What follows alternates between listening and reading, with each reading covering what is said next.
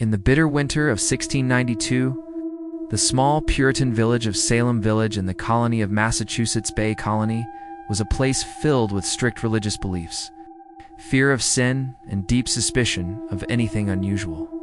Life in the village was harsh and controlled by strict religious rules. The villagers believed that the devil was always trying to corrupt good Christians. At the center of this story was the powerful belief in witchcraft in Puritan society. People believed witches were real individuals who made deals with the devil and used dark powers to harm others. When a group of young girls in the village suddenly began showing strange and terrifying behavior, no one imagined it would trigger one of the most infamous mass panics in American history. What started as mysterious illness quickly spiraled into accusations, trials, and executions that would forever stain the history of Salem. This dark chapter would later become known as the Salem Witch Trials.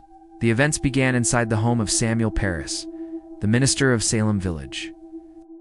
His daughter Betty Parris, only 9 years old, and his niece, Abigail Williams, aged 11, suddenly started experiencing violent and unexplained symptoms.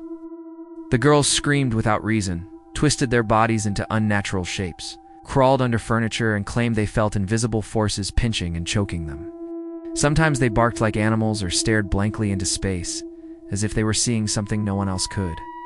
Doctors were called, but none could explain what was happening.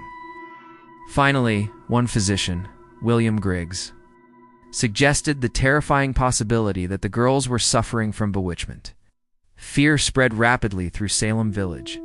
If witches truly lived among them, anyone could be the next victim.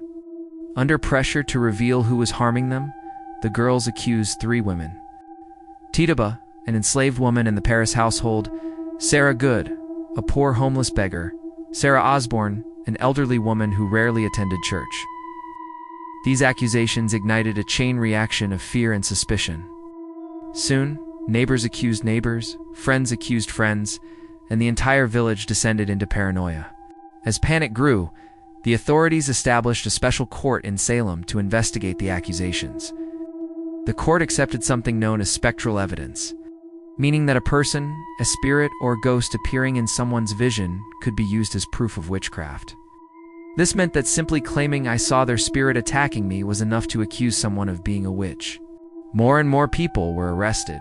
The accusations spread beyond Salem Village to surrounding towns.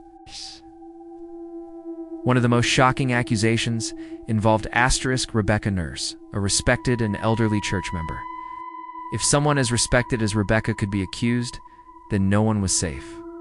Between June and September of 1692, 19 people were executed by hanging. One man, Giles Corey, was crushed to death under heavy stones. More than 200 people were accused of witchcraft. The executions took place on a hill that would later become known as Gallows Hill. Families were torn apart. Fear ruled the community. And yet, there was almost no real evidence that witches existed. Historians and scientists have spent centuries trying to understand what truly caused the Salem Witch Trials. Several theories attempt to explain the strange events.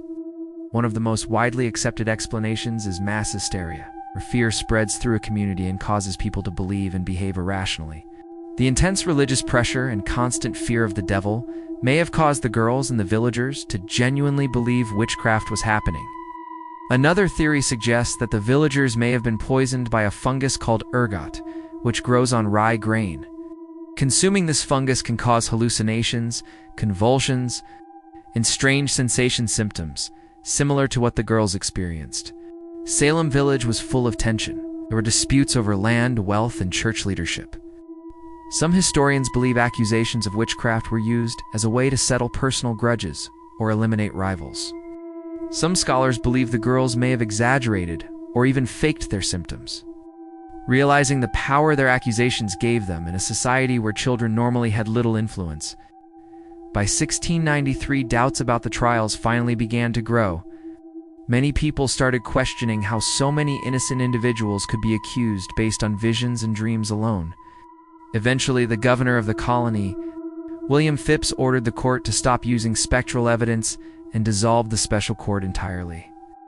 The panic faded as quickly as it had begun.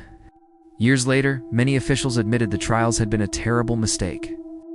Families of the victims were eventually compensated, and the accused were officially cleared of wrongdoing.